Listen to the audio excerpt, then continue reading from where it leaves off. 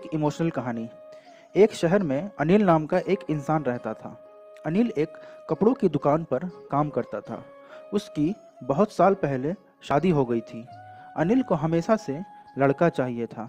लड़का यह वंश का कुल दीपक होता है, पिता का नाम रोशन करता है और बुढ़ापे का सहारा होता है। लेकिन लड़की, वह शादी करके चली जाती है। ऐसी सोच रखने वाला वह पड़ोसियों को भी यह बात बताता था। शादी के कुछ साल बाद उसे दो लड़के हुए। बड़े बेटे का नाम करण और छोटे बेटे का नाम किशन रखा गया। बाद में कुछ सालों के बाद उसकी पत्नी का निधन हो गया। उसके बाद उसी ने उन दोनों बेटों का ख्याल रखा। समय बीता और उसके दोनों बेटे बड़े हो गए और अब दोनों बेटे नौकरी कर रहे थे। दोनों की शादी भी हो गई। शादी होने के बाद भी वह सब एक साथ ही रहते थे। कुछ साल एक साथ खुशी में गए, लेकिन बाद में दोनों भाई एक दूसरे के साथ झगड़ा करने लगे। दोनों बहुओं में छोटी छोटी बातों पर मतभेद होने लगी। यह सब देखकर अनिल को बहुत बुरा लगता था। अब दोनों ने अलग अलग रहने का निर्णय लिया और वह अलग हो गए। फिर पिताजी का ख्याल कौन रखेगा, ऐसा सवाल का निर्माण हुआ। दोनों बेटे एक एक महीना संभालेंगे, ऐसा तय किया गया। अनिल एक बेटे के साथ एक महीने के लिए रहने लगा, फिर दूसरे के पास एक महीना, ऐसा उसका बंटवारा हुआ। लेकिन जैसे तैसे वक्त बीतता गया, वैसे वैसे बहुओं और बेटों में अनिल को लेकर झगड़ा होने लगा। दोनों बेटों के घरों में झगड़े का कारण अनिल रहने लगा।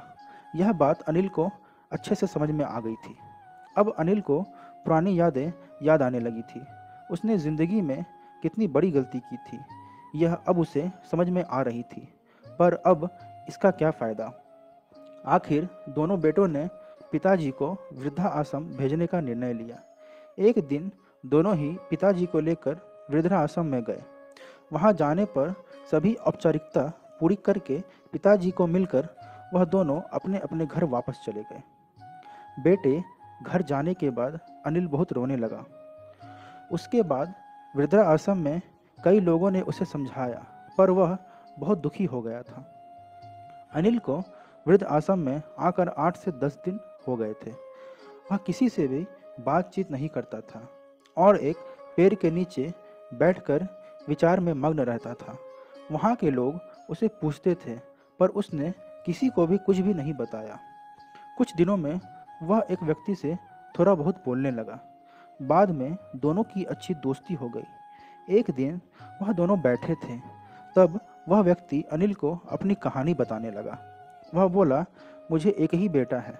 वह मेरे साथ छोटी छोटी बातों पर झगड़ा करता था। इस बात से मैं बहुत ज़्यादा ऊब चुका था और उसी वजह से फिर मैंने वृद्धा आश्रम में रहने का फैसला किया। कभी कभी मुझे ऐसा लगता था कि मुझे एक बेटे के साथ एक बेटी भी होती तो कितना अच्छा होता। कम से कम आज वो मेरे बुढ़ापे का लाठी तो बन ही सकती थी। उसका बोलना सुनकर अनिल और ज़्यादा दुखी हुआ और वह बहुत गहरे विचारों में खो गया। अनिल को